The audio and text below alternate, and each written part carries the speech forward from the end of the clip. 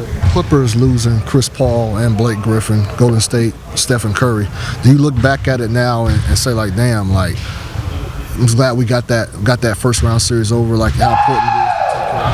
Yeah, well, the most important thing in the playoffs is just staying healthy, and the level of intensity picks up, and guys are playing harder, you're competing harder, you're playing more minutes now, so injuries are always very important, and getting through that first series, which was a tough and physical series for us, get out with no one being injured was good for us.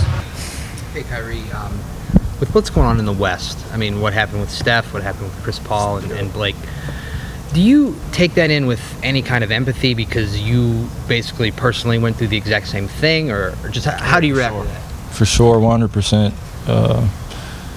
I'm watching TV and I'm seeing CP come out, and you could obviously tell he's really frustrated. And Steph goes down in a freakish play that could have happened to anyone, but he's already coming back from the ankle sprain, and then he comes out and sprains his MCL, and it sucks. It absolutely sucks. But to be out for the series or be out for a number of weeks, especially at the highest level of intensity of basketball that we played, basically our whole entire lives, this is what it all boils down to, the regular season.